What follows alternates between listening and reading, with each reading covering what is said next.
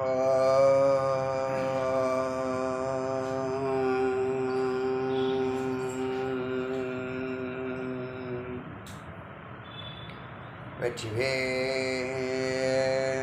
முருகனுக்கு ரோஹரா. ஏக குரு ஸ்ரீ ஸ்கந்த குருவே நம. வந்தே குரு பரம்பரா. குரு பிரம்மா குரு விஷ்ணு குரு தேவோ மகேஸ்வரः குரு சாட்சாத் பரபிரம்ம தஸ்மை ஸ்ரீ குரவே நமः. குரவே சர்வலோகானாं விஷயே பவரோகிணாம் நிதயே சர்வ வித்யானாं ஸ்ரீ தட்சிணாமூர்த்தயே நமः. ஓம் பூர்ணமதः பூர்ணமிதம் பூர்ணாத் பூர்ணம் முதச்யதே பூர்ணஸ்ய பூர்ணமாதாய பூர்ணமேவாவசிஷ்யதே. ஓம் சாந்தி சாந்தி சாந்தி. இன்னைக்கு சுபால உபனிஷத்தில் 43வது மந்திரம் பார்க்கணும். நேற்று வரைக்கும் துரியம் போகிறது எப்படி அப்படிங்கிறத பேசணும். அதில் ஓங்காரம் ஹ்ரஸ்வமாகவும் தீர்க்கமாகவும் ப்ளுத்தமாகவும், அதாவது சுருக்கமாகவும் நீட்சியாகவும் மிக நீட்சியாகவும் எப்படி ஓங்காரத்தை உச்சரித்தா சுருக்கமாக உச்சரிக்கிறதுனால சித்த சுத்தியும் பாபநாசமும் ஏற்படுது, தீர்க்கமாக உச்சரித்தா மோட்சதாயகம், தீர்க்கம் மோட்சதாயகம், மோட்சத்தை கொடுக்கக்கூடியதாகவும் ஜீவன் முக்தனாக்கக்கூடியதாகவும், ப்ளுத்தம் சொல்லக்கூடிய 16 மாத்திரை அளவுக்கு, அதாவது எவ்வளவு உங்களால் பிராணனை ஓங்காரத்தில் செலவு பண்ணுறீங்களோ, நீட்சியாக சொல்கிறீங்களோ, அது சர்வசித்தியும் கொடுக்கும் அப்படின்னு மந்திரம் சொல்லியிருக்கு. ஓங்காரம் உங்களோடு பொருந்தும், பரம்பொருளோடு பொருத்தும். ஓங்காரம் இகத்தையும் வெல்லும், ஓங்காரம் பரத்தையும் வெல்லும். ஓங்காரத்துக்கு இணையான மந்திரம் எதுவும் இல்லை. எந்த மந்திரமும் உயிர் பெறணும்னா ஓங்காரம் முதல்ல அங்கே நிற்கணும். உயிர் கொடுக்கும் மந்திரம் ஓங்காரம். அப்படியே ஓங்காரத்தை பற்றி இது வரைக்கும் நாம் பார்த்த 52 உபனிஷத்துலையும், 52 தானே இது, தெரியலை, 52 53 52 உபநிஷத்துலேயும் ஓங்காரம் சொல்லப்பட்டிருக்கு. அப்போ அதை ஏகாந்தமாக உட்காரணும். ஏகாந்தமாக உட்கார்றது 1 மணி நேரம் முதல்ல உட்கார்றது. நீங்கள் நினைக்கலாம், இந்த ஜென்மாவை வாழ்க்கையை விட்டுட்டோம், டயத்தை விட்டுட்டோம், வயசை விட்டுட்டோம் அப்படின்னு நினச்சிங்க இல்லையா? அறிவு இருந்தால் நினைப்போம். அப்படி நினச்சிருந்தால் இந்த ஓங்காரமானது உங்களை பல கோடி ஜென்மாவை வேறறுத்து ஒரே ஜென்மாவில் உங்களுக்கு சித்தி கொடுக்கும், முக்தி கொடுக்கும். அந்த அறிவோடு 1 மணி நேரம் ஏகாந்தமாக அந்த உட்கார்றது தான் சிறப்பு. உட்கார்றது நேரடியாக சத்துவகுணத்துக்கு அழைச்சிட்டு போகுது, கண்ணை மூடுறது இறைவன்கிட்ட அழைச்சிட்டு போகுது. இதெல்லாம் அனுபவம் கடந்து வந்த பாதைகள். இப்போது இந்த துரியத்துக்கு போகிறதுக்கு ஒரு அறிவு இருக்குது. அறியாமல் எதையும் அடைய முடியாதுங்கிறத நல்லா தெரிஞ்சுங்க. அறிந்தால்தான் அடைய முடியும். அது உள்ளா இருக்கட்டும், வெளியவா இருக்கட்டும். உள்ளே இருக்கக்கூடிய பரம்பொருளை அறிஞ்சாதான் அவரோட அடைய முடியும், அவரோட சேர முடியும்.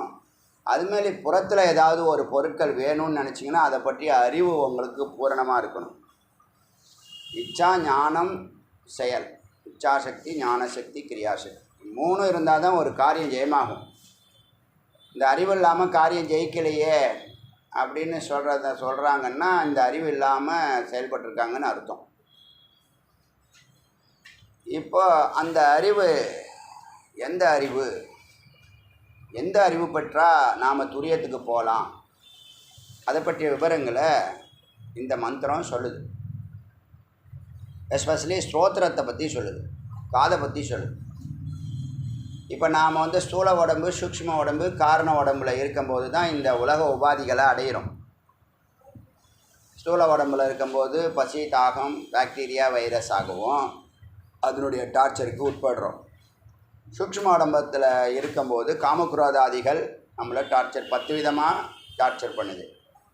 காரண உடம்புல இருக்கும்போது பயம், துக்கம், அஞ்ஞானம், குழப்பம், பதட்டம் இதெல்லாம் இருக்குது. ஸோ இந்த 3 நிலையும் கடக்கிறதுக்கு துரியத்துக்கு போகணுன்னு சொல்லியாச்சு. இப்போ இந்த 3 நிலைக்கும் போகிறதுக்கு துரியத்துக்கு போகணும்னு சொல்லியாச்சு. அது ஒரு அறிவு. துரியத்துக்கு எப்படி போகிறத தான் இப்போ சொல்ல போகிறோம். ஏற்கனவே நம்ம பேசியிருக்கோம், பல பிட்டு பிட்டாக பேசியிருப்போம். இப்போ எல்லாத்தையும் கனெக்ட் பண்ணுறேன். அவித்யா, காமம், கர்மம். இப்போ ஏன் ஒருத்தவனால் உட்கார முடியல? 8 மணி நேரம் தூங்கு, 8 மணி நேரம் வேலை செய்ய, 8 மணி நேரம் சத்துவகுணத்தில் இரு, சாந்தமாக இரு, சௌக்கியமாக இருன்னு சொன்னால் கூட செயல்பட முடியல. ஏன்னா நமக்கு நிறைய வேலை இருக்குது. வேலைக்கு காரணம் ஆசை, அதாவது காமம்னு பேர். அந்த காமத்துக்கு காரணம் அவித்யா, அஞ்ஞானம்னு பேர். ஸோ அவித்யா இருந்தால் காமம் இருக்கும். ஒருத்தவங்க நிறைய ஆசை இருக்குன்னா உள்ள நிறைய இருட்டு இருக்குன்னு அர்த்தம். அப்போ இந்த அவித்யா போனால் தான் நீ ஆசைப்படாதன்னு யாரையும் சொல்ல முடியாது. உலகம் ஃபுல்லாக ஒரு ஆசை குவிஞ்சு கிடக்கு. பார்க்குறது எல்லாம் கேட்குது. எம்டியாக காலையில் வெளியில் போகுது மைண்டு, உள்ளே வரும்போது ஃபுல்லாக லோட் பண்ணிட்டு வருது. அப்போ என்ன பண்ணுறது? நீ வந்து பார்க்காத, பேசாத, இதை சாப்பிடாத, அதை பண்ணாத, இதை பண்ணாதன்னு கண்டிஷன் போட்டாலாம் மனம் கேட்காது. அன்றைக்கி கேட்கும், அடுத்த நாள் வேலையை காட்டும். 300 நாள் கேட்கும், 301வது நாள் வேலையை காட்டணும். இந்த அடக்கிறது, ஒடுக்கிறதெல்லாம் அறிவீனம். அதை இல்லாமல் பண்ணுறது தான் ஞானம். இப்போ அவித்யாங்கிற இருட்டு இருக்கிறதுனால தான் ஆசைங்கிற எண்ணங்கள் வருது. ஆசைங்கிற எண்ணங்கள் வந்தால் தான் நம்ம செயல்படுறோம். அதில் நேரம், எனர்ஜி, முக்கியமாக நேரம், எனர்ஜி மொத்தத்தையும் செலவு பண்ணிடுறோம். தொடர்ந்து நாளைக்கு பொழுது மறுபடியும் அதே தான். அவித்யா, காமகர்மம், அவித்யா, காமகர்மம், அவித்யா, காமகர்மம். ஸோ அவித்யாவை போக்கணும்னா வித்யா, ஸ்ரீவித்யாவை அங்கே பிரதிஷ்டா பண்ணணும், அங்கே நிலைநிறுத்தணும். ஸ்ரீவித்யானா என்ன? இந்த மாதிரி குரு சொல்லக்கூடிய வார்த்தையை சிரவணம் பண்ணுறது தான் ஸ்ரீவித்யாவினுடைய முதல் முக்கியமான படி. 3 படி தான் ஸ்ரீவித்யா உள்ள வரத்துக்கு 3 படி தான். முதல்ல குருவை பிடிச்சி சிரவணம் பண்ணுற, நித்தியப்படியாக சிரவணம் பண்ணக்கூடிய, இதுக்காக தனி நேரம் ஒதுக்கக்கூடிய, ப்ரைம் டைம் ஒதுக்கக்கூடிய அறிவு வந்தால் சிரவணம் பண்ண இப்போ நீங்கள் சிரவணத்தில் தான் இருக்கீங்க. நான் இன்னும் இந்த 108 உபநிஷத்தை நீங்கள் முடிக்கிற வரைக்கும் உங்களுக்கு சிரவணம் தான். ஏன் அப்படின்னு கேட்டால் இங்கே யாரும் உத்தம அதிகாரியாக இல்லை. உத்தம அதிகாரிக்கே இப்போ 32 உபநிஷத்து தாண்டி 52 உபநிஷத்து தாண்டி போயின்னு இருக்கோம். உத்தம அதிகாரி ஓகே. மத்தியம அதிகாரிக்கெல்லாம் 75 உபநிஷத்து கிராஸ் பண்ணால் தான் கடவுளுடைய ஸ்ட்ரக்சர் புரியும். அதம அதிகாரிக்கு 108 உபநிஷத்தும்.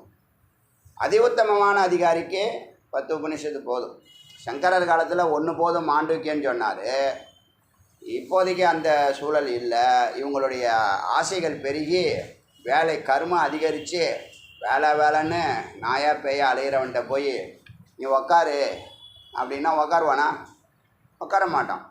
1000 ரூபா கொடுக்குறவன் உட்காருனா உட்காருவான். இப்போ அவனுக்கு என்ன வேணும்? பணம் வேணும். ஏன்னா அவன் எதுலையோ ஒரு கமிட்மெண்ட்டில் இஎம்ஐயில் மாட்டிட்டு கிடக்குறான்.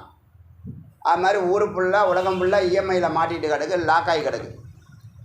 சொந்தமாக சுயமாக க்ரியேட்டிவாக எதுவுமே செய்ய முடியாத நிலைமைக்கு இருக்கான். ஏன்னா ஃபுல்லாக அரெஸ்ட்டு தான், ஒரு விதமான அரெஸ்ட்டு தான். இது என்னதா ஆஃபீஸ் அரெஸ்ட்டு இல்லைன்னா ஹவுஸ் அரெஸ்ட்டுன்னு தான் சொல்லணும். அவன் இருக்கானே தவிர அவன் அங்கே இங்கே நகர முடியாது. வீட்டை விட்டு நேராக ஆஃபீஸ் போகணும், ஆஃபீஸை விட்டு நேராக வீட்டுக்கு வரணும். அப்படி தான் இதெல்லாம் பேசியிருக்கோம்.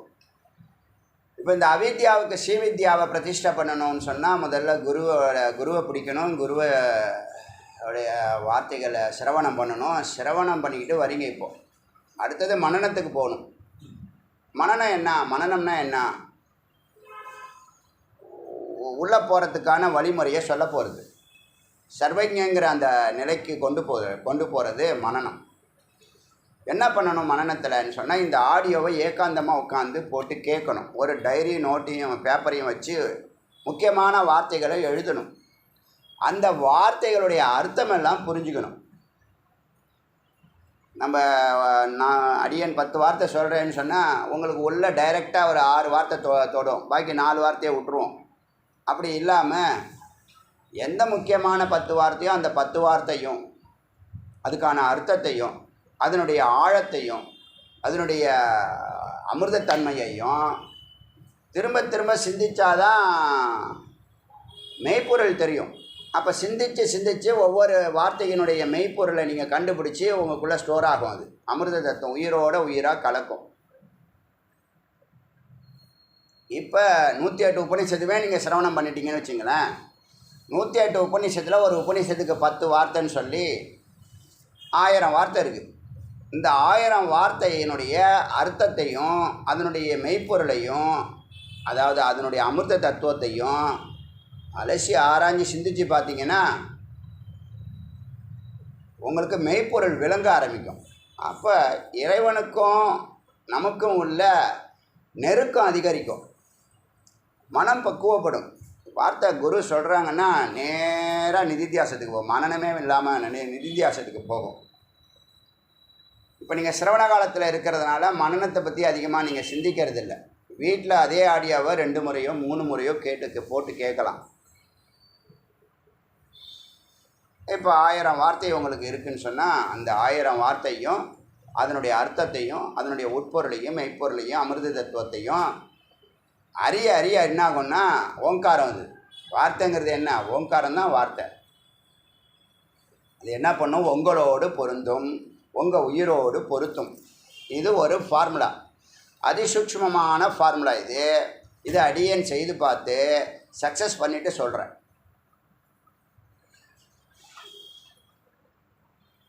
சிரவணம் ஆனதுக்கப்புறம் இப்படி தான் மனனம் பண்ணணும். இது எப்படின்னா ஒரு வெங்காயம் மாதிரி, வல்லாரி வெங்காயம்னு சொல்லுவாங்களே, பெருசாக இருக்கும்ல, அந்த வெங்காயத்தினுடைய தோலை உரிக்கிற மாதிரி உங்களுடைய உபாதிகள் எல்லாத்தையும் நீங்கள் இந்த மனனத்தினால என்ன பண்ணுவீங்க? ஒவ்வொரு லேயராக பிரிச்சுக்கிட்டே வாங்கன்னு வச்சுங்க. ஒரு வெங்காயம் இருக்குது, அதில் ஒரு 10 லேயரில் என்னவா இருக்குது? அது சுத்தப்பட்டிருக்கு. இப்போ நீங்கள் இந்த மனனத்தில் என்ன ஆகும்னா, நீங்கள் அறிய ஒவ்வொரு லேயராக என்ன பண்ணோம்? அதனுடைய கட்டு அவிழ்ந்து ஒன்றா உதிர்ந்து கடைசியில் என்ன இங்கே ஒன்றுமே இல்லைங்கிற ஒரு நிலை வரும். வெங்காயத்தை உரிக்க ஒன்றும் இல்லைன்னு ஒன்று இருக்குது. அது யாருன்னா அது நீ தான். வெங்காயத்தை வச்சியே தத்துவமசி உபதேசம் பண்ணலாம். இப்போ நீங்கள் யாருன்னு கேட்டால் நீங்கள் உங்கள் பேரை சொல்லுவீங்க, உங்கள் வேலையை சொல்லுவீங்க, இல்லை உங்கள் பொறுப்பை சொல்லுவீங்க. உங்களை எப்போ கேட்டாலும் நான் ஆத்மா, நான் சத்து, நான் அறிவு, நான் ஆனந்தம், அதை தான் நீங்கள் சொல்லணும். அதான் உங்கள் சொரூபம். நான் அன்பு, நான் அறிவு, நான் ஆனந்தங்கிறது தான் நீங்கள் சொல்லணும். ஆனால் இப்போ உங்களுடைய பேச்சிலையும் நடவடிக்கையிலையும் செயல்பாடுகளையும் அன்பு இருக்கா? இல்லை. அறிவு இருக்கா? இல்லை. ஆனந்தம் இருக்கா? இல்லவே இல்லை. அன்பு இருக்கா? அறிவு இருக்கா? இல்லை. அன்பு இருக்கா? இல்லவே இல்லை. ஆனந்தம் இருக்கானா? இல்லவே இல்லை. இருக்கா இல்லையா? இப்போ நான் சொல்கிறதுக்கு சரியாக தப்பா? இதெல்லாம் புக்கில் எதுலேயும் இருக்காது. கொஞ்சம் சுயமாக கொஞ்சோண்டு உங்கள் கூட பேசிகிட்டு இருக்கும்போது சிந்திச்சு பேசுகிற வார்த்தைகள் தான் இதெல்லாம். அப்போ இந்த மனனமானது, இந்த 1000 வார்த்தைகளானது இது வரைக்கும் நீங்கள் பார்த்த, இப்போ 100 வார்த்தை கொடுத்துருக்கேன். இது வரைக்கும் 100 150 200 வச்சுங்க. 200 வார்த்தைகள் எத்தனை வார்த்தைகள் உங்களை தொட்டுச்சு? தொடுதா ஏதாவது வார்த்தை? எந்த வார்த்தை சொல்லுங்கள் பார்க்கலாம். கபலீகரம் பண்ணக்கூடியது. சிங்கம் அதை கபலீகரம் பண்ணுறது, ஆத்மாவை பரமாத்மா விழுங்குறது. அது சிவபோகம்னு பேர். அப்புறம் வேறு யாரை எந்த வார்த்தை தொட்டுச்சு? என்னது? ஓங்காரம் தொட்டுடுச்சு. அகம் பிரம்மாஸ்மி, நான் பிரம்மமாக இருக்கிறேங்கிற வார்த்தை சத்தியமான வார்த்தை. சந்தோஷம். வீணா சர்வஜன், வெரி குட். சர்வஜன்னா மிக முக்கியமான எல்லா படியும் தாண்டி வந்துட்டோம். இப்போ 3 படி தான். இப்போ ஒன்று சர்வஜன், இன்னொன்று சர்வசித்தி, 3வது நிலை சர்வேஸ்வர நிலை. சர்வேஸ்வரன் பிரம்மஸ்வரூபம் ரெண்டும் ஒன்று தான். சர்வஜன், சர்வசித்தி, சர்வேஸ்வர நிலை, இறைநிலை, பிரம்மநிலை, பிரம்மஸ்வரூபத்துக்குள்ளே இந்த 3 படிக்கட்டு தான் இப்போ இறுதியான படிக்கட்டு. 100 படிக்கட்டு சொன்னால இப்போ 97 படிக்கட்டையும் நம்ம நீக்கிறோம்.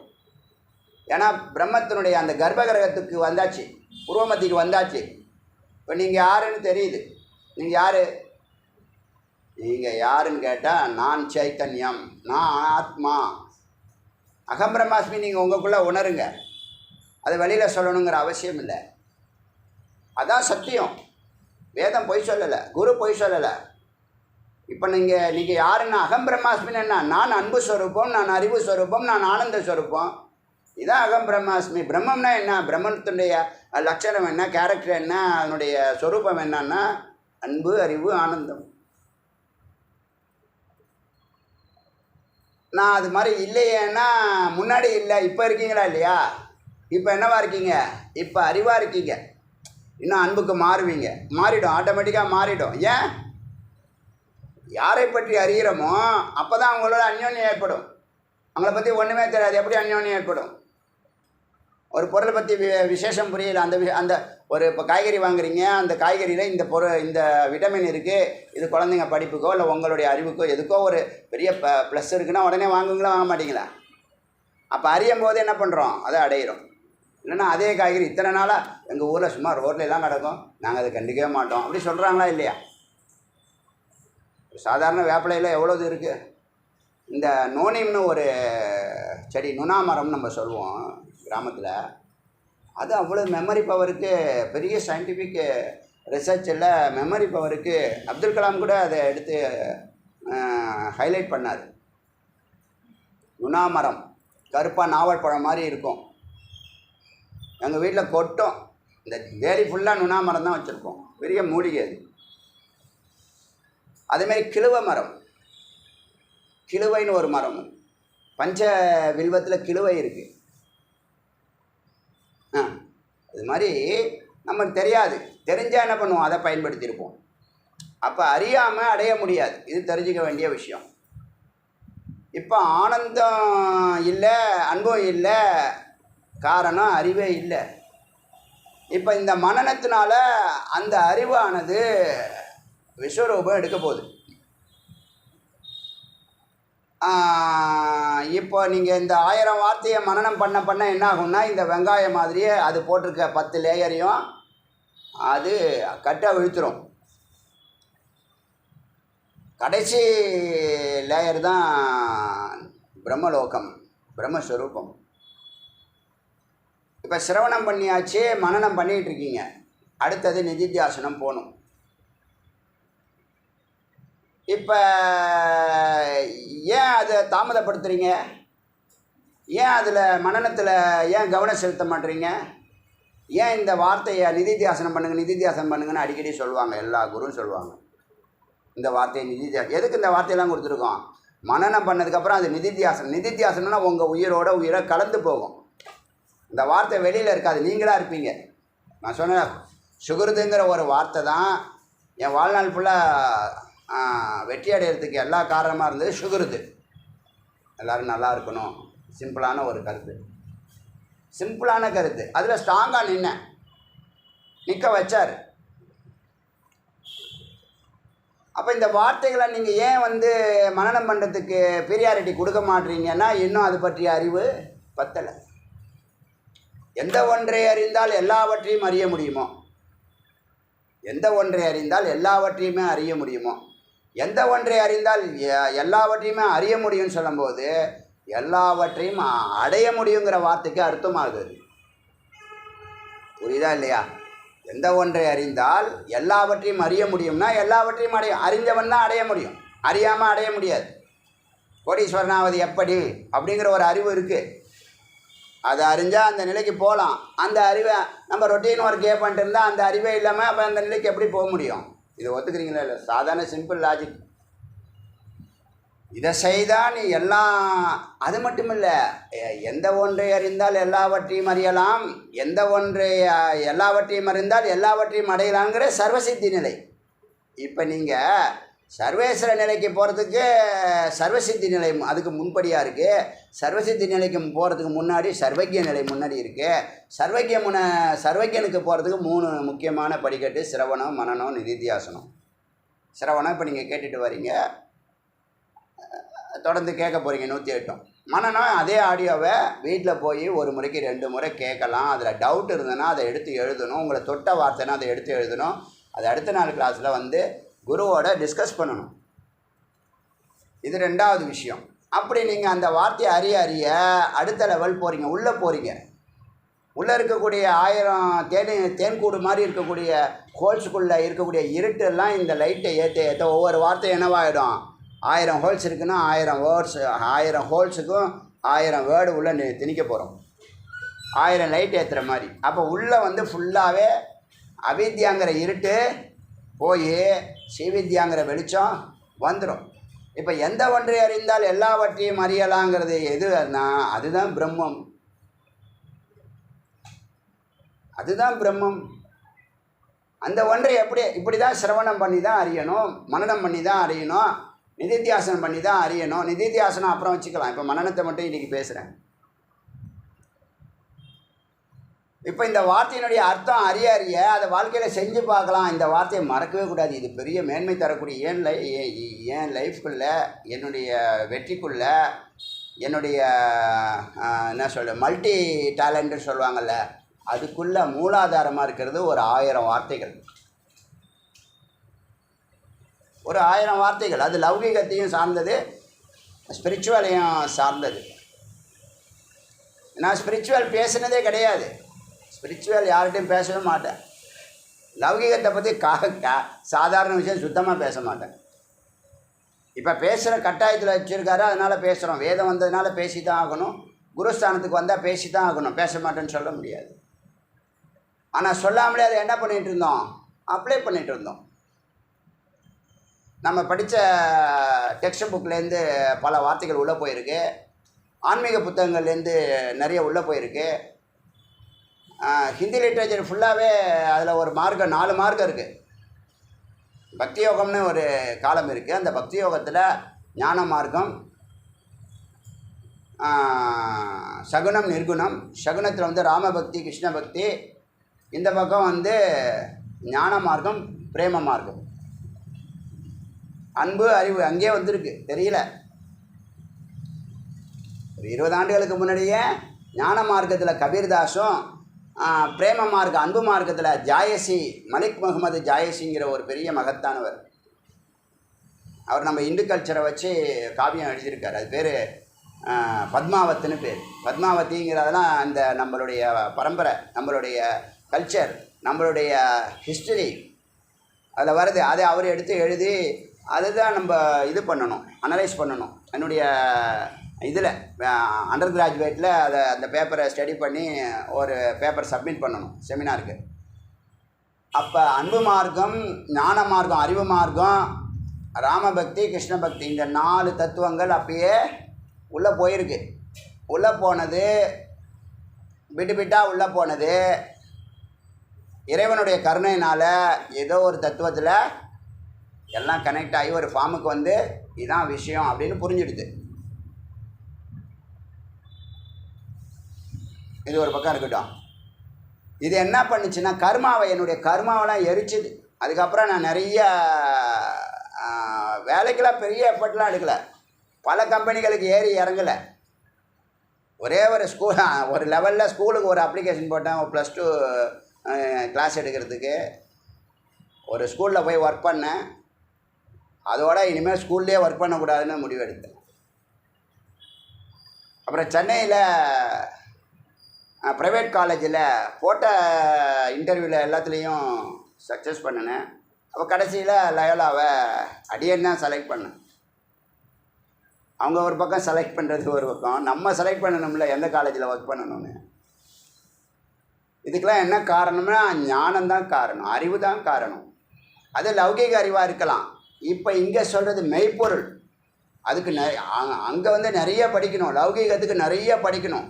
சர்வஜ்ஞ சர்வவித்துன்னு 2 வார்த்தை இருக்குது. சர்வவித்துனா ஜகத்தை பற்றி தெரிஞ்சுக்கிறது.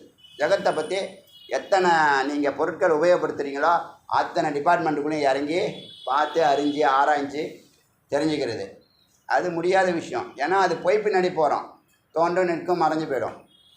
இந்த சர்வஜ்ஞ வார்த்தை இருக்குல்ல, அது இறைவனை பற்றியது. அதை நீங்கள் அறிய அறிய உங்கள் மனசு நிறைவு பெறும். லௌகீக கல்வி நீங்கள் படிக்க படிக்க உங்களுடைய அஞ்ஞானம் வெளிப்படும். ஐயோ நம்ம இன்னும் நிறைய கற்றுக்க வேண்டியது இருக்குது, ஒன்றுமே தெரியலன்னு தோணும். ஏன்னா அதுதான் கட்டுறது கைமண் அளவு கல்லாத உலக அளவுன்னு அந்த எண்ணத்தை கொடுக்கும். ஆனால் இங்கே ஆன்மீகத்தில் குரு ஒரு 10 வார்த்தை சொன்னால் போதும், உலகையே வென்றுடுவீங்க. ஏன்னா சுவாமியை எளிமையாக பிடிச்சிடலாம், பிரம்மத்துக்குள்ளே எளிமையாக உள்ளே நுழைஞ்சிடலாம். பக்தி மார்க்கம் இருக்குது, ஞான மார்க்கம் இருக்குது, ராஜ மார்க்கம், ராஜயோக மார்க்கம். ஸோ பக்தி, ஞானம், யோகம் 3 இருக்குது. இதெல்லாம் நீங்கள் ஞானத்தை செலக்ட் பண்ணி தான் ஞான யோகம் மூலியமாக பிரம்மத்தை அடையணும். அங்கே முக்கியமான ரோல் பண்ணுறது சர்வஜ்ஞன். அப்போ இந்த ஒன்றை அறிந்தால் எல்லாவற்றையும் அறியலாம், சர்வஜ்ஞ நிலை. எல்லாவற்றையும் அறிந்தால் எல்லாவற்றையும் அடையலாம், சர்வசித்தி நிலை. உண்டா இல்லையா? இது மனனத்துக்கே, சிரவண மனனத்துக்கே. நிதித்தியாசனம் பண்ணுனா பிரம்மஸ்வரூப நிலை, சர்வேஸ்வர நிலை. நிதித்தியாசனம் அப்புறம் இருக்கட்டும், நாளைக்கு கூட பேசலாம், நாளைக்கு கிளாஸில் கூட. இப்போ மனனம் பண்ணுறதுக்கு என்ன பண்ணணும்? இந்த ஒன்றை அறிந்த இது தெரிஞ்சுக்கிட்டால் நீ விளங்குவ, நீ சர்வசித்தி 2 உன்னதமான நிலைக்கு கொண்டு போது அடுத்த ஸ்டெப்பு பிரம்மஸ்வரூபத்துக்குள்ளே போகிறோம்னா ஏன் அதை மனனம் பண்ணக்கூடாது? ஏன் அதை அறியக்கூடாது? எல்லாத்தையும் விட்டுட்டு அறியிறானே, எப்படி அந்த முடிவெடுத்தான்? இப்போ எத்தனை மடாதிபதிகள், அவங்க எத்தனை சிஷ்யர்கள் உருவாக்குறாங்க ஒரு வருஷத்துக்கு? நூற்றுக்கணக்கானவங்க, ஆயிரக்கணக்கான பேர். இப்போ ஒரு காசியில் 500 மடம் இருக்குது. வேதாந்தம் பெரியவாட்ட போய் யாராவது தீட்சை கேட்டாங்கன்னா காசியில் போய் ஒரு 3 வருஷம் மடத்தில் இருந்துட்டு வா, ஏதாவது ஒரு மடத்தில்னு இவரே ரெக்கமெண்ட் பண்ணி சேர்த்து விடுவார். அங்கே போய் வேதாந்தம் சர்வீஸ் பண்ணி காலையிலேருந்து சாயந்தரம் வரைக்கும் சிரவண மனன நிதித்தியாசனம் பண்ணி ஒரு தெளிவு வந்ததுக்கு அப்புறம்தான் அவன் மற்ற காரியங்களில் ஈடுபடுவாங்க. அடுத்தது என்ன செய்யணும்னு தெரிஞ்சிடும். இங்கே ரொம்ப கம்மி, தமிழ்நாட்டில் ரொம்ப கம்மி, மடமும் கம்மி, வேதாந்தம் சொல்லிக் கொடுக்குறவங்களும் ரொம்ப கம்மி. அப்போ ஏன் இந்த உத்வேகம் உங்களுக்கு வரமாட்டுது, இந்த உற்சாகம் வரமாட்டுது? எந்த ஒன்றை அறிந்தால் எல்லாவற்றையும் அறியலாம், எந்த ஒன்றை அறிந்தால் எதை அறிந்தால் அதையெல்லாம் அடையலாம். எந்த எல்லாவற்றையும் அறிந்தால் அப்போ நீங்கள் 1 2 ஒரு எஃபர்ட்டில் சர்வஜங்கிற ஒரு எஃபர்ட்டில் சர்வஜன் என்னது? இறைவனை பூரணமாக அறிதல் மட்டுமில்லை, அறிதல், தெரிதல், புரிதல், உணர்தல், வாழ்தல். இப்போ நீங்கள் வாழ்கிறீங்கல்ல, இப்படி தான் லைஃப், இப்படி தான் இது, இப்படி தான் வாழ்க்கை, எதிர்காலம் இப்படி தான், முடிவு இப்படி தான் இருக்கும், எல்லாமே நீங்கள் சொல்ல ஆரம்பிச்சிருங்க. இவ்வளோ நாள் அதெல்லாம் சிந்திக்கலை. குரு சேவா மகத்துவம் புரிஞ்சிருச்சே, உள்ளே போயிடுச்சே.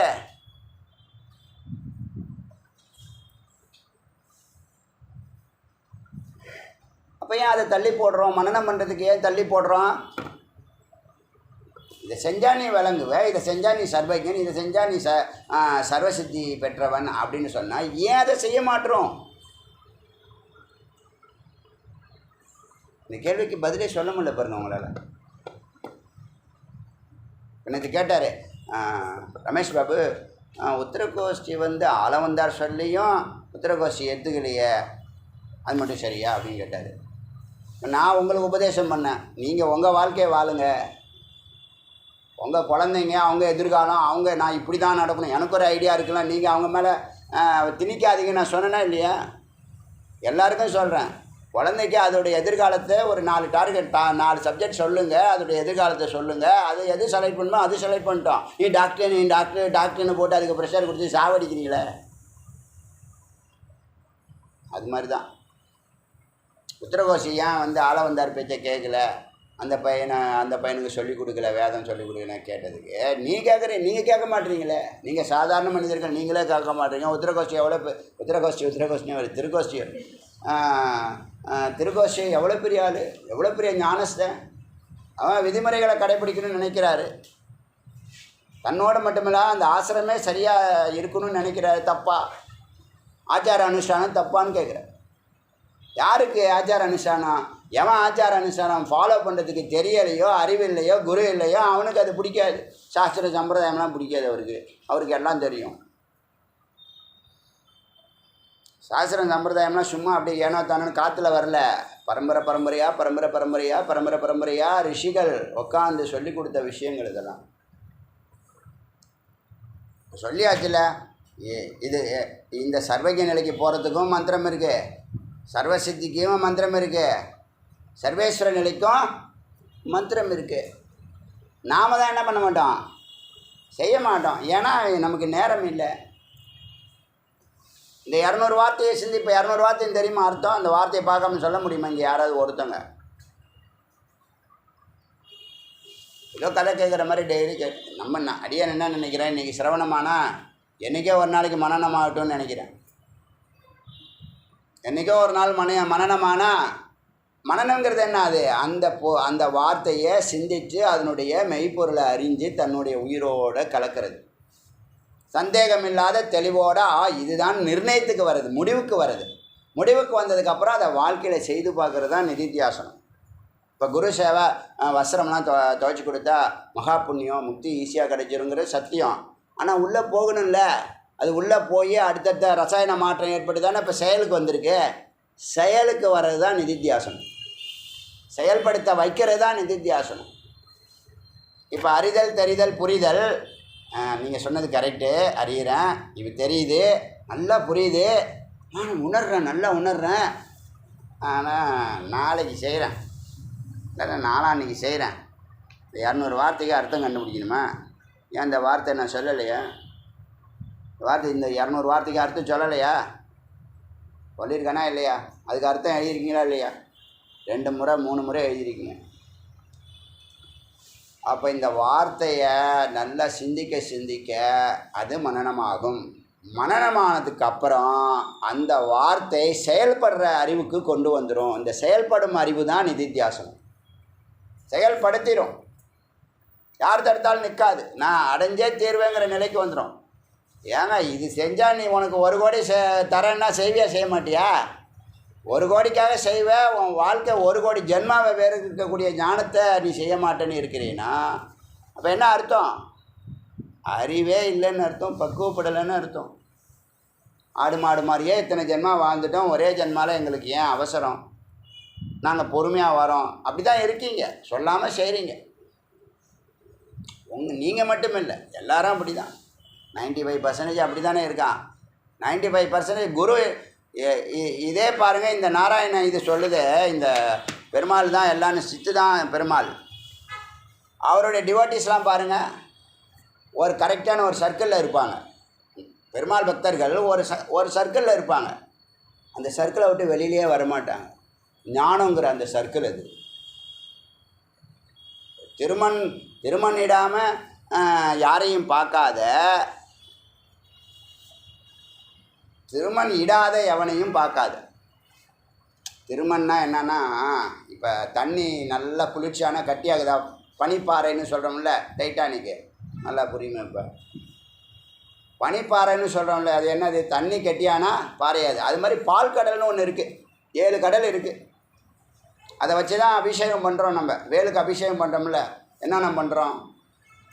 பால், தயிர், தேன், விபூதி, சந்தனம், இளநீர், கரும்புச்சாறுலாம் கடல் இருக்குது.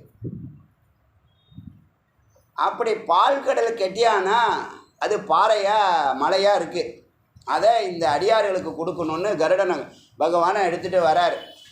எடுத்துகிட்டு வர இடத்துல ஒரு 3 துண்டு 3 இடத்துல விழுது.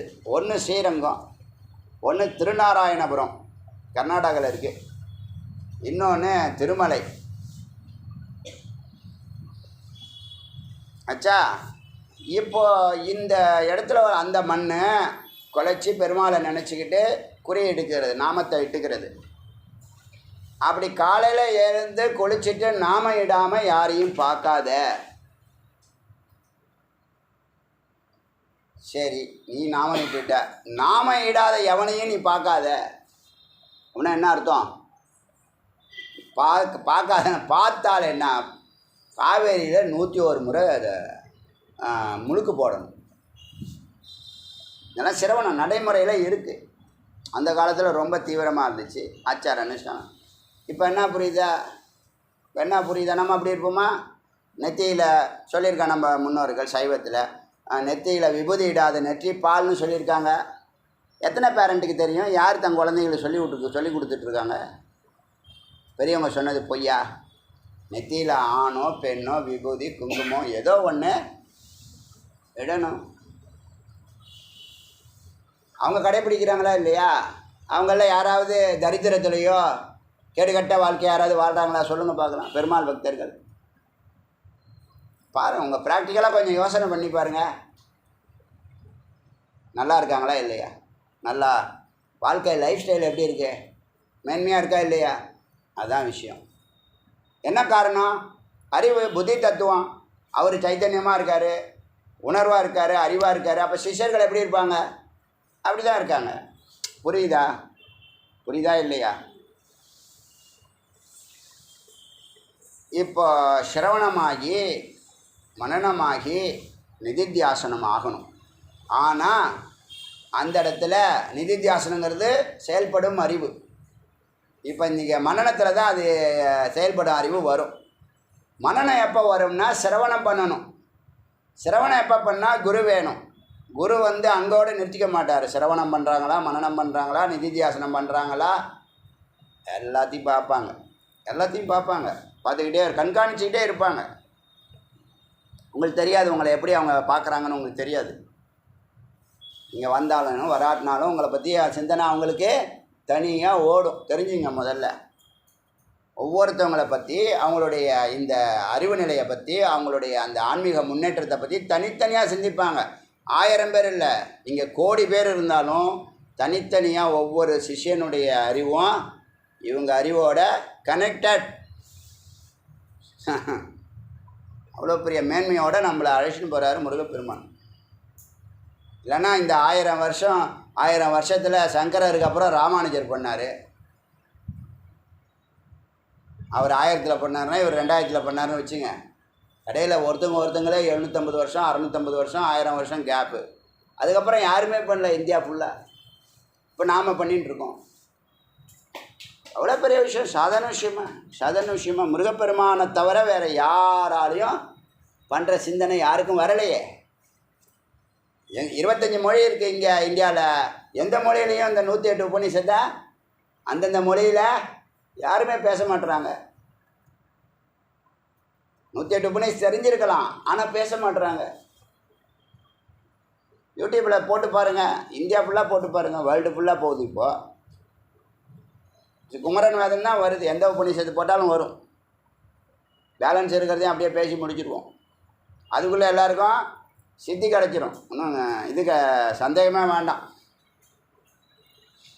அதனால் சர்வஜ நிலைங்கிறது சிரவண மனன நிதித்தியாசத்துக்கு பீரியாரிட்டி கொடுத்து எவ்வளவு சீக்கிரம் பிரம்மஞானத்தை அடைவோமோ அதுக்கான ஆர்வமும் அதுக்கான உத்வேகம் இருந்தாலே சர்வஜ நிலை உங்களை தேடி வரும். நீங்கள் தேடி போக வேண்டாம். எந்த ஒன்றை அறிந்தால் எல்லாவற்றையும் எந்த ஒன்று பிரம்மந்தான் அந்த ஒன்று. அது எப்படி அறிகிறது? குருவை பிடிச்சி சிரவண மனன நிதித்தியாசனம் பண்ணி விசாரம் பண்ணுனா, இப்போ பண்ணுறதுலாம் விசாரம்தான். பண்ணுனா நீங்கள் சர்வஜ நிலை வரும். புரியுதா? அறிந்தால் அப்புறம் அடையலாம் அடுத்த நிலை. அது இப்போ சர்வஜ நிலையை பற்றி இந்த மந்திரம் என்ன சொல்லுதுன்னு பார்க்கலாம். ஸோ அத்த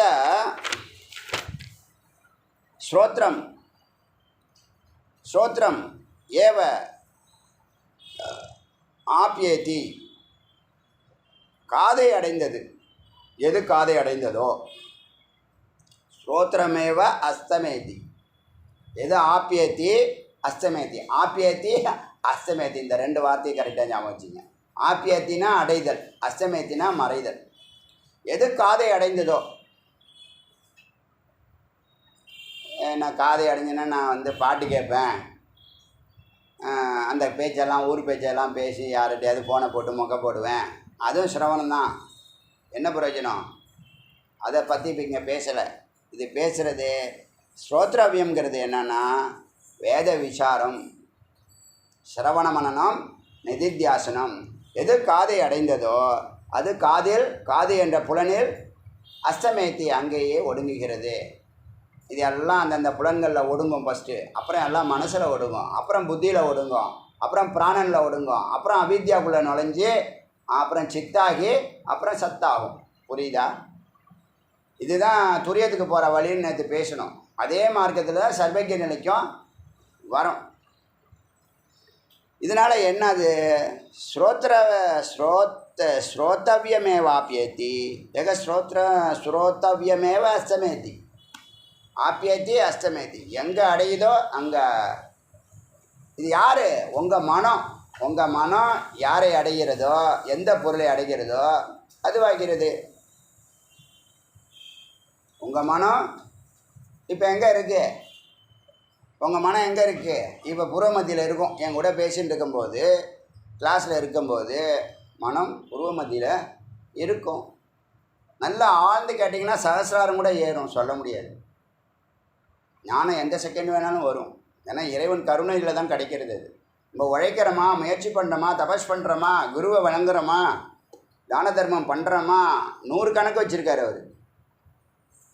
நீ சும்மா முயற்சியும் பண்ணிலாம் நீ ஜெயிச்சிட முடியாது. 100 தத்துவம் வச்சுருக்காரு. அது எல்லாத்தையும் அறியணும், புரியணும், தெரியணும், உணரணும், வாழணும். எதிர்பார்க்காமல் வாழணும். நான் சொல்கிறது எதுவுமே உங்களுக்கு பிடிக்காது, உங்களுக்கு இல்லை, யாருக்குமே பிடிக்காது. அது என்ன எதிர்பார்க்காம எப்படியா வாழ்கிறதுன்னு வாழ்ந்து பார். சொல்கிறது எல்லாம் சரியாக நடக்கும். நடக்கலைன்னா கேள். கடமையை செய், பலனை எதிர்பார்க்காது. குரு என்ன சொல்லி கொடுத்துருக்காங்க, வேதம் என்ன சொல்லி கொடுத்துருக்கோ செஞ்சுப்பார். அப்போ தான் நீ அறிவு வரும். முதல்ல சேர்க்க வேண்டியது அறிவு தான். அது நல்லா புரியும். அறிவு இருந்தால் தான் அன்பு புரியும். தெரியுதா இல்லையா? அன்பும் அறிவும் சேர்ந்தால் தான் ஆனந்தம் பிறக்குன்னு தெரியுதா இல்லையா? அப்போ ஏன் அறிவுக்கே போக மாட்டீங்க? ஆடு மாடு வாழ்க்கை, செக்கு மாடு வாழ்க்கை தான் எனக்கு ரொட்டீனு, அதான் பழக்கம், எனக்கு வேலை இருக்குன்னு ஏன் சொல்கிறீங்க? 8 மணி நேரம் வேலைக்கு பத்தாதா? 50 வருஷமாக வேலை செய்கிற 8 மணி நேரம் பத்தாதா உனக்கு? தூங்குகிற நேரத்தில் கை வைக்கிறது, இல்லைன்னா சாமி நேரத்தில் கை வைக்கிறது. ஒன்றில் பேராசையினால் தூண்டப்பட்டு தூங்குகிற நேரத்தில் தூங்குறது இல்லை பேராசையில் வசப்பட்டு சத்துவகுணத்தில் கை வைக்கிறது. சத்துவகுணமே இல்லாமல் போச்ச மனுஷனுக்கு. ஆடு மாடுமா அதோட கேவலமெல்லாம் வாழ்ந்துட்டுருக்கான். இதனால் ஸ்ரோத்ரமயம் அதுக்கு அதிபதி யாருன்னா திக்பாலகர்கள். ஒவ்வொரு புலன்களுக்கும் ஒரு அதிபதி இருக்காங்கல்ல. இப்போ ஒவ்வொரு புலன் சொல்லும், அதுக்கு அதிபதி சொல்லும், அதுக்கு வாயு சொல்லும். 10 வாயு இருக்குல்ல, 10 புலன்களுக்கும் அதிபதி வாயு, 10 நாடி. முன்னாடி சொன்னோம் இல்லையா? முன்னாடி எழுதியிருக்கீங்களா? 10 14 முக்கியமான நாடிகள். படி பார்க்கலாம்.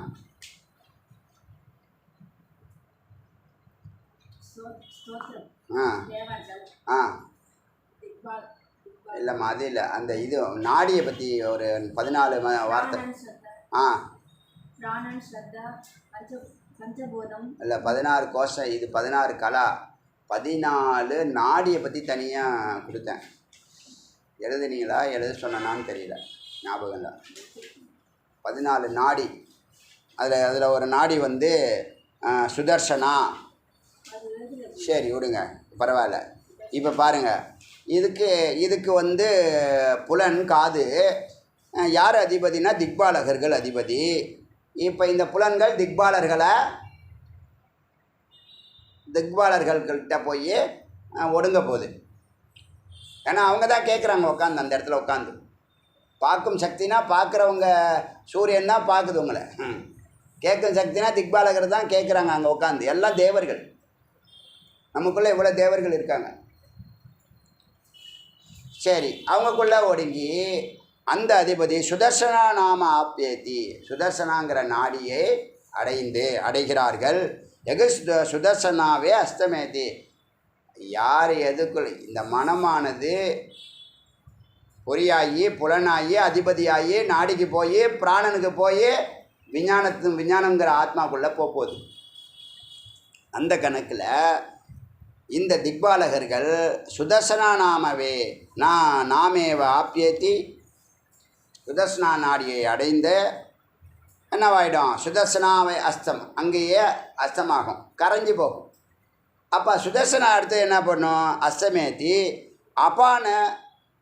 அப்பானமே ஆப்பியேத்தி, அப்பான வாயுவை அதில் கரைஞ்சி, கல்லா போக முடியாது, கரைஞ்சி தான் போய் ஆகணும். எல்லாத்தையும் டைல்யூட் பண்ணிடுது கடைசியில். முன்னாடி பொருளாக பார்த்தோம், அப்புறம் புலனாக பார்க்குறோம், அதுக்கு தேவதையாக பார்க்குறோம், அது கரைஞ்சி நாடியாக போகுது, நாடி கரைஞ்சி பிராணனாக போகுது. இப்போது பிராணன் கரைஞ்சி அவித்யாவுக்குள்ளே போய் சித்துக்குள்ளே போய் சத்துக்குள்ளே போகுது. புரியுதா? அப்படி ஒவ்வொரு புலன்களாக சொல்கிறாங்க. நீ உன் மனம் இப்போ எங்கே இருக்கு? பொருளில் இருக்கா, மனசில் இருக்கா, புத்தியில் இருக்கா, சாப்பிட்றதுல இருக்கா, அன்னமய கோஷத்தில் இருக்கா, விஞ்ஞானமய கோஷத்தில் இருக்கா, பிராணமய கோஷத்தில் இருக்கா, மனோமய கோஷத்தில் இருக்கா, ஆனந்தமய கோஷத்தில் இருக்க? நீ எங்கே இருக்க? அதுக்கு தகுந்த மாதிரி நீ சிந்திக்கிற, செயல்படுற. இந்த அறிவு தான் சர்வஜ்ஞ அறிவு. இறைவனை பற்றிய அறிவு என்னன்னா, இறைவன் யார், எங்கே இருக்கார், அவர் கேரக்டர் என்ன, அவரை எப்படி அடையிறது, அவர் யாருன்னு சொன்னால் அவர் அன்பு, அறிவு, ஆனந்தம். அவரை எப்படி அடையிறதுன்னா அதுதான் சர்வஜ்ஞ நிலை. யார் அதுக்கு உதவி செய்கிறான்னா குரு உதவி செய்கிறாங்க. குருவும் வேதமும் உங்களை அந்த பாதைக்கு அழைச்சிட்டு போகிறாங்க, கர்ப்பகிரகம் வரைக்கும் அழைச்சிட்டு போகிறாங்க. புரோமத்திக்கு அழைச்சிட்டு வந்ததுலேருந்து புரோமத்திலேருந்து 10 நாடி, 10 வாயு, 10 மார்க்கம், 10 தேவதைகள் எல்லாம் சித்தாக போகிறாங்க, சித்தாக போகிறாங்க, ஒன்றாக போகிறாங்க. இந்த ஒன்று சத்தாக போகுது.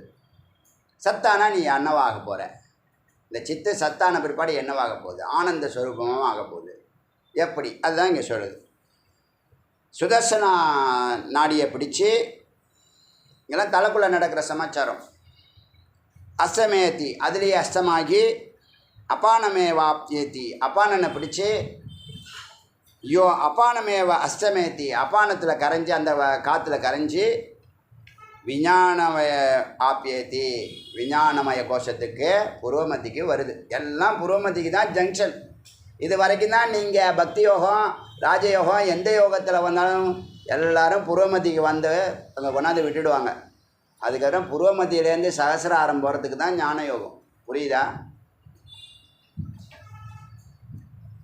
பக்தி யோகம் இருதயம் வரைக்கும் வரத்துக்கு, ராஜயோகம் புருவமத்தி வரைக்கும் வரத்துக்கு, ஞான யோகம் புருவமத்திலேருந்து சகசிராரம் வரைக்கும். புரியறதுக்காக சொல்கிறேன். இப்போ நீங்கள் எந்த யோகத்தில் இருக்கீங்க? பக்தி யோகத்திலே இருக்கீங்க. அது எது வரைக்கும் வரும்? ஹிருதயம் வரைக்கும் வரும். புரியறதுக்காக சொல்கிறேன். தான தர்மம், தீர்த்த யாத்திரை, குரு சேவா,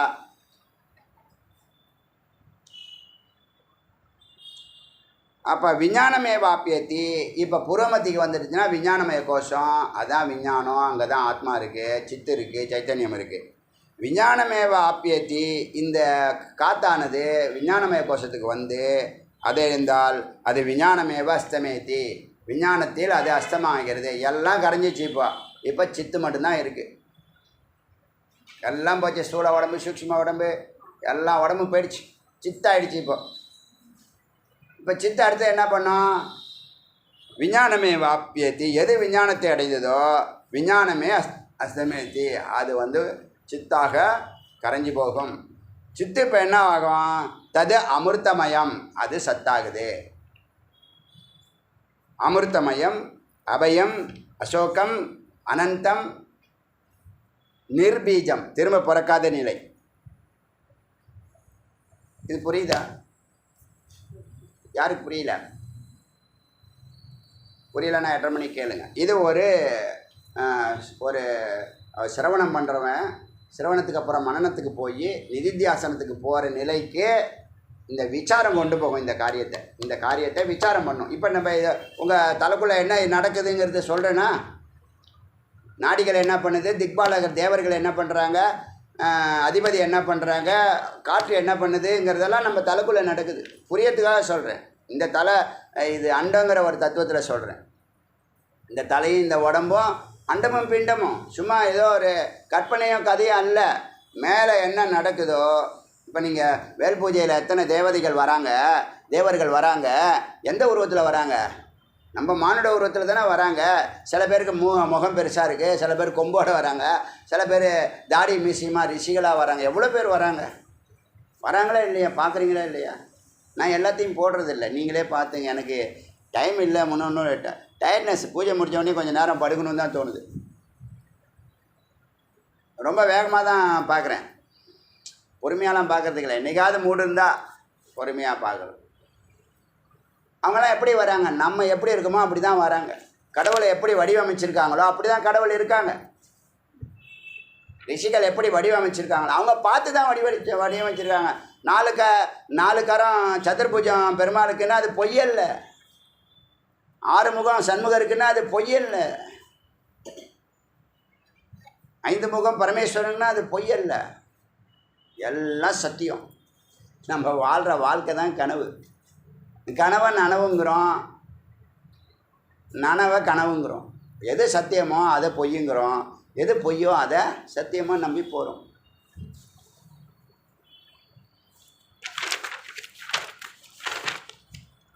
அதனால் சர்வகி நிலைக்கு போகிறதுக்கு சிரவணமன நிதித்தியாசனம் அவசியம். இப்போ 200 வார்த்தைக்கு இருக்குன்னா அந்த வார்த்தைகளுக்கெல்லாம் அர்த்தம் வீட்டில் உட்காந்து கண்டுபிடிங்க. எந்த ஆடியோவில் இந்த வார்த்தை வந்திருக்குங்கிறதெல்லாம் எழுதுங்க. அந்த அளவுக்கு அறிவு வருதான்னு பார்க்கலாம். இதுதான் ஒரு அதம அதிகாரி கூட ஈஸியாக மத்தியம அதிகாரி ஆகலாம், உத்தம அதிகாரி ஆகிறதுக்கு வழி சொல்கிறேன். இந்த வார்த்தைகள் 200 வார்த்தைகள் கொடுத்துருக்கானே, முதல்லேருந்து கேட்டுட்டு வாங்க, தப்பே இல்லை. நிறைய புதிய அர்த்தங்கள் கொடுக்கும், புதிய கதவுகள் திறக்கும், புதிய அறிவுக்கு கொண்டு போகும். என்ன செய்கிறீங்க வீட்டில் 8 மணி நேரம் சத்துவகுணத்துக்கு என்ன பண்ணுறீங்க? அரைச்ச மாவையே தான் அரைச்சிட்டு இருப்பேன்னா உட்காந்துருக்க வேண்டியதான். அடுத்தது நாசா. இப்போ என்ன சொன்னிச்சு? ஸ்ரோத்திரம் சொன்னிச்சா? இப்போ நாசானா மூக்கு. எது நாசா வே ஆப்பியத்தி. உங்கள் மனம் இப்போ நாசா மூக்கில் வசிக்குதுன்னு வச்சுங்க. எப்போ பார்த்தாலும் யார் வீட்டில் என்ன குழம்பு, எல்லாம் வாசம் கமக்குதே, தூக்குதான்ங்கிற சாப்பாடுறாம. எது நாசத்தை அடைகிறதோ, நாசாவை அடைகிறதோ, மூக்கை அடைகிறதோ, நாசாமேவா அஸ்தேதி ஆப்பியத்தி அஸ்தேதி அது ஞாபகம் வச்சுங்க. ஆப்பியத்தி அடைதல், அஸ்தேதி அஸ்தமாகிறது, மறைகிறது. எது மூக்கை அடைகிறதோ அது மூக்குங்கிற புலன்களுக்குள்ளே ஒடுங்குது. சாம்பார் வச்சுருக்காங்கன்னு மூக்கை அடையும். மாசனம் மூக்கை தொடிச்சு சாம்பார் வச்சுருக்காங்க, பொங்கல் வைக்கிறாங்க போல், கிச்சடி வைக்கிறோம். ஒன்று கண்டுபிடிச்சா நீங்கள் 100 வேரியேஷன்லாம் போட்டுருவீங்களே. உங்களுக்காக சொல்லணும் சாப்பாட்டு ஐட்டத்தில். ஆச்சா, நாசா மேவா அஸ்திதி புலன்களில் ஒடுங்குது. எது புலன்களில் ஒடுங்குது? மல்லிகைப்பூ, ஒரு சென்ட்டு, மறுக்கொழுந்து, ஒரு ஊதுபத்தி, இதெல்லாம் என்னது? கிராத்தவியம். நீங்கள் நுகரப்பட்ட பொருட்கள், விஷயங்கள், போகங்கள். அது மூக்குலையே கிராத்தவியமேவ அஸ்திதி, அதிலேயே ஒடுங்குகிறது. இதுக்கு யார் அதிபதி? மனத்துக்கு யார் காரணம்னா பூமி தான் காரணம். மனம்னு சொல்கிறோமா? மண்ணுடைய குணம் என்ன? மனம் வீசுறது. பிருத்திவி மேவ அஸ்திதி, இதெல்லாம் பிருத்திவிக்குள்ள ஒடுங்கும். எது பிருத்திவியை அடைகிறதோ மண்ணுக்குள்ளே போடுங்க, மண்ணாயிரும். தங்கத்தை மண்ணுக்குள்ளே பதிச்சு வைங்க, மண்ணாக போகும். மனுஷனை மண்ணுக்குள்ளே பதிச்சு வைங்க, அவனும் மண்ணாக தான் போவான். நம்ம கார்பன் தங்கம்லாம் ஆகாது. உங்களுக்கு ஒரு கதை சொல்லியிருக்கேன், உங்கள் கதையை பற்றி இன்றைக்கி சொல்லியிருக்கேன்.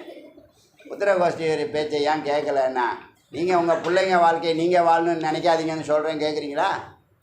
என் ஐடியா அப்படி தான் என் பையனுக்கு கல்யாணம் நடக்கணும், என் ஐடியா அப்படி தான் அவனுக்கு ஆண் குழந்தை பிறக்கணும், பெண் குழந்தை பிறக்கணும் சொல்கிறீங்களா இல்லையா?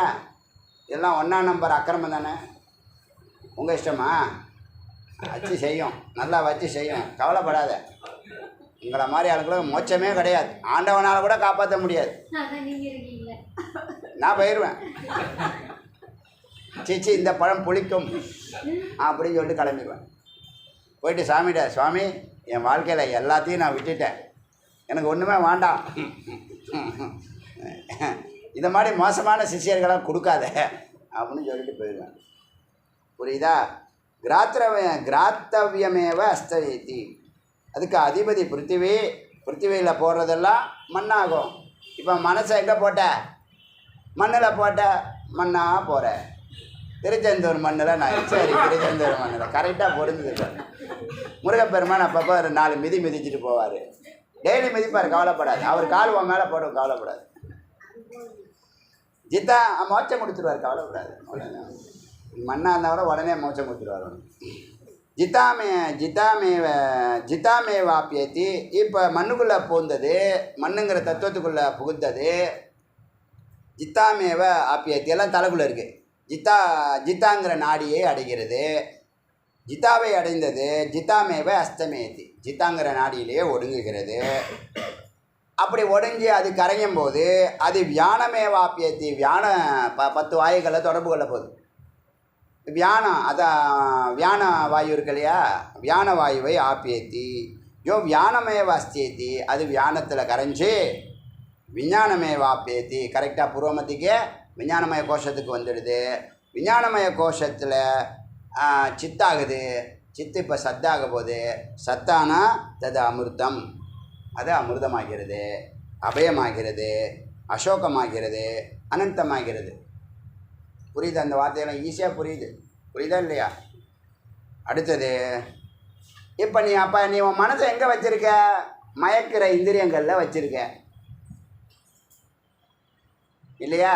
ஒரு நாள் வாழ்க்கை தான் பூ வாழ்க்கை. பூ காலையில் பிறந்து சாயந்தரத்துக்குள்ளே வாடி போயிடும்.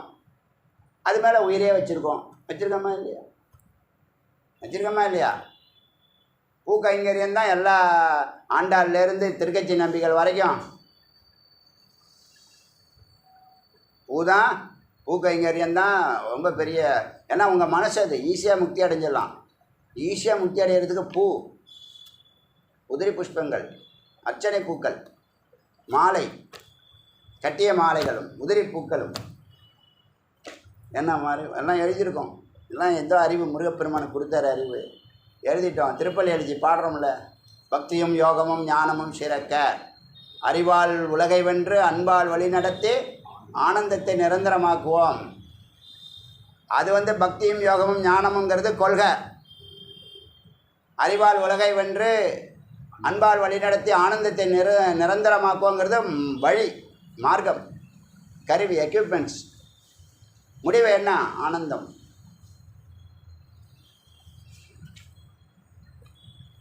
ஸோ ஜிதா இப்போ நீ இப்போ மைண்டை எங்கே வச்சுருக்க? மனசு எங்கே இருக்குது? எதை அடைகிறதோ அதுவாகிறாய். நீ எதை அடைகிற நீ கோயிலுக்கு போனால் கோயிலுக்கு போய் சாமி கும்பிட்டு வரதில்ல. 25 பேரை போகிற வழியிலேயே பையை தூக்கிட்டு எல்லாரையும் விசாரிச்சுட்டு கோயிலுக்கு போய் சேர்றதுக்கு இங்கே இருக்கிற 10 அடி தான் இருக்கும். போய் சேர்றதுக்கே 3/4 மணி நேரம் ஆகிடுச்சு.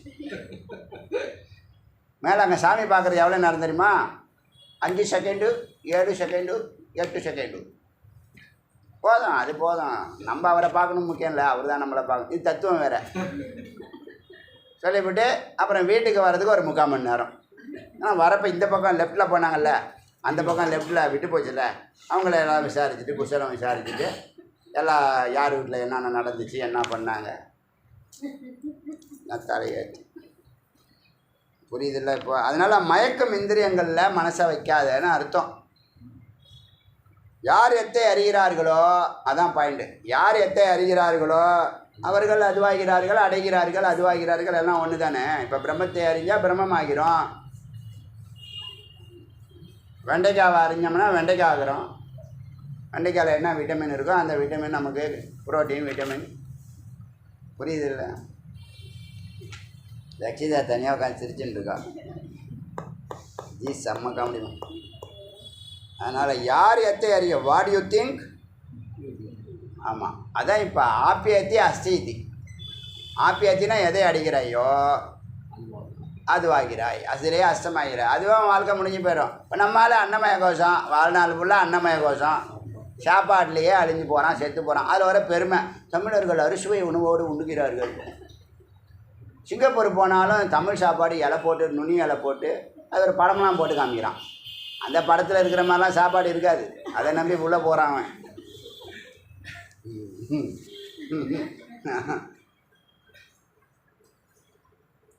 யார் எத்தை அறிகிறார்களோ அவர்கள் அதுவாக, யார் எத்தை தின்றான் அத்தை தின்ற அத்தை, அப்படியே ஒரு இது இருக்கு. நம்மாழ்வார் இது கேட்டாங்களே, எத்தை தின்று எங்கேயே கிடக்கும், அத்தை தின்று அங்கேயே கிடக்கும். எந்த உடம்பு எடுக்குதோ, எங்கே மனசு இருக்கோ அப்படியே இருக்கும். ஆடாக இருக்கியா, ஆடு தான் நீ. மண்ணாக இருக்கியா, நீ மண்.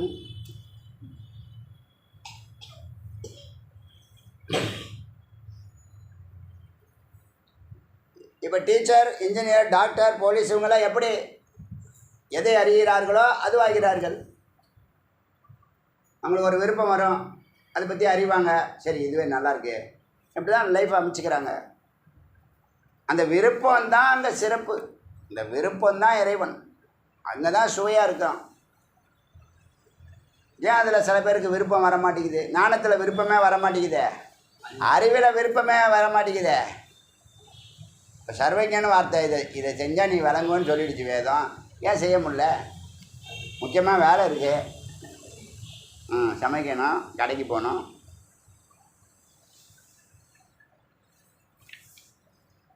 இதுக்கு மேலே எப்படி சொல்கிறது? இதுக்கு மேலே வார்த்தை இருக்கா என்ன? இதில் வேற எங்களுக்கு மரியாதை இல்லாமல் பேசுகிறாரு. அவன் இவன் பேசுகிறாரு. அவன் இவன் பேசியே நீ இன்னும் திருந்தலையே. உன்னை என்னான்னு பேசுகிறது? இன்னும் ஒன்றும் பேச தேவையில்லை. ஸோ அறிஞ்சாதான் அடைய முடியும். அது நல்லா புரிஞ்சுங்க. அறியாமல் எதையும் அடைய முடியாது. பிரம்மத்தை அறிஞ்சால் பிரம்மத்தை அடையலாம். எந்த பொருளை அறியறீங்களோ நீங்கள் அடையலாம். அது இல்லாமல் அடைய முடியாதுங்கிறது இது வரைக்கும் இருக்கட்டும். 2 மந்திரம் பார்த்துருக்கோமா? 43, 44 பார்த்துருக்கோம். இதெல்லாம் ரொம்ப விசாரமிக்கது. இது எப்போ புரியுதோ. இதை செஞ்சால் நீ விளங்குவேன்னு எனக்கு யாரும் சொன்னதில்லை. முருகப்பெருமான் சொன்னதெல்லாம் செஞ்சு பார்த்துருக்கேன். எல்லாமே அடியன் உங்களுக்கு சொன்னதெல்லாம் அடியன் செய்து பார்த்து வெற்றி அடைஞ்சதுக்கப்புறம் அது உங்களுக்கு உபதேசமாக சொல்லின்னு இருக்கோம். அருணாச்சல சிவ அருணாச்சல சிவ அருணாச்சல சிவ அருணாச்சல சிவ அருணாச்சல சிவ அருணாச்சல சிவ அருணாச்சல சிவ அருணாச்சல சிவ அருணாச்சல சிவ அருணாச்சல சிவேல் முருகனுக்கரும்.